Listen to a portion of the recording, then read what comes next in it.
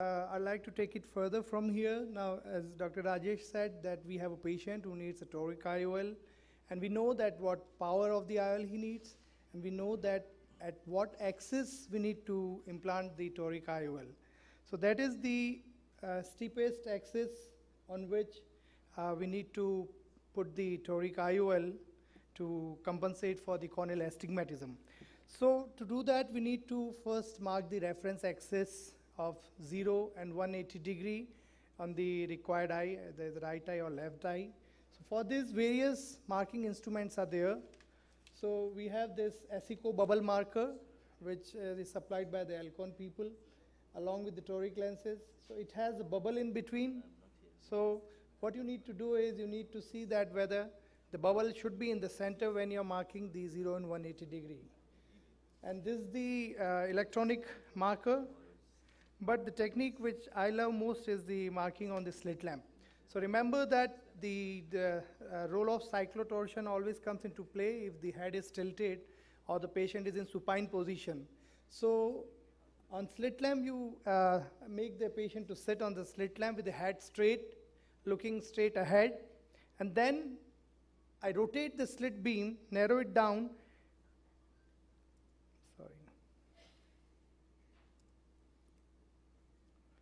Okay.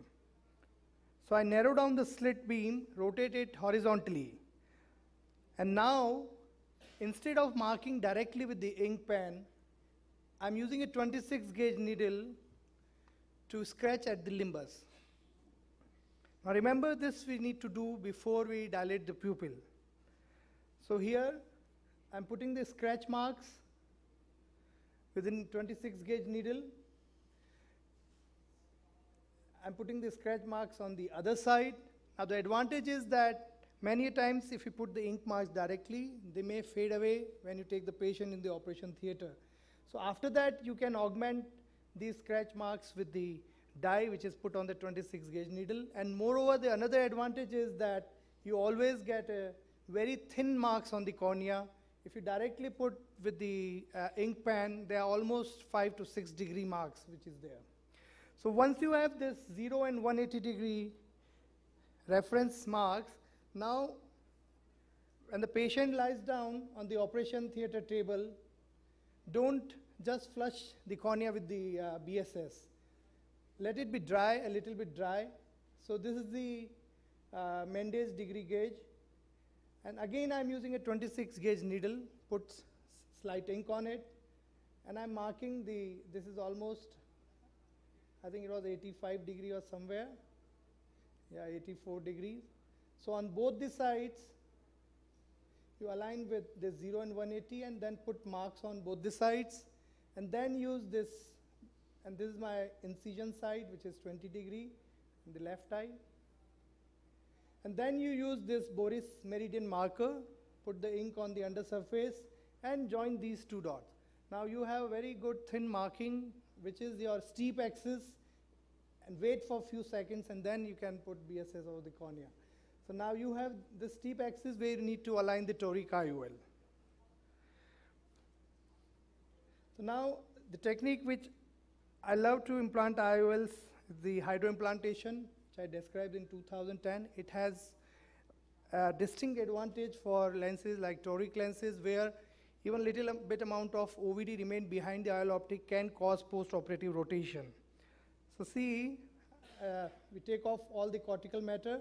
The sizing of the capsular axis, we all know, should be adequate so that it overlaps the IOL optic properly. So here I load the lens in the cartridge.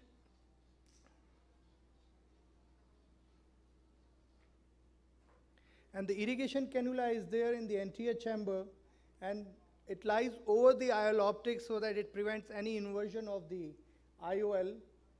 And once you have the leading haptic and optic in the capsular bag, you use the Kuglen hook to push the trailing haptic in capsular bag and rotate the nucleus, rotate the IOL to the desired location here. As you can see, these marks here.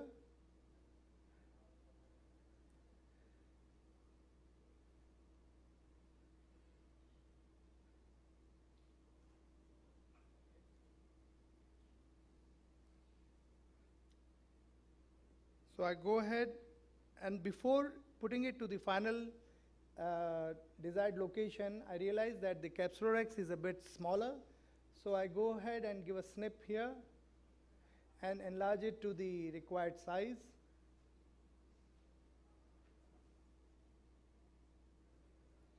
And once you have the proper sizing, now I can rotate bimanually with the irrigation cannula and the equivalence hook. And you see, the IOL is perfectly aligning with the steep axis which you have marked. And as Dr. Rajesh also mentioned, this Alcon IQ IOL, it has a great tackiness. And it adheres nicely in the capsular bag. So here, I'm highlighting all the incisions. And remember that your IOL doesn't rotate when you are hydro-stitching your incisions. So this is the final position of the IOL. This is another case which was it's not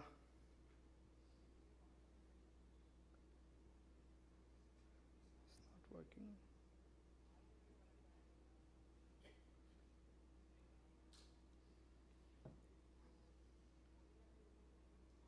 Okay. So this is a small pupil and a hard cataract. So in these cases, it's always important to use some expander device so that you can actually come to know that where you are putting your toric IOL. So once you take off all the nucleus, you put the IOL in the capsular bag, rotate it to the desired axis, you can see here, and then take off the Melian ring.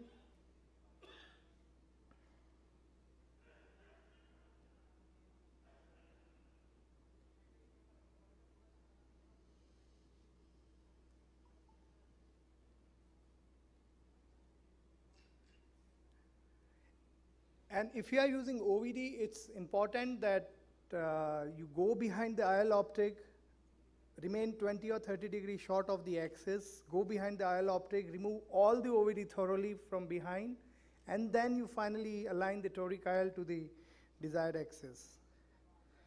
So this is some of the implantation technique which I wanted to share. This is again the same. And in post-operative period, we all can, so this is the slit lamp video of the case. It is showing the, we can very well see where the toric IOL is sitting.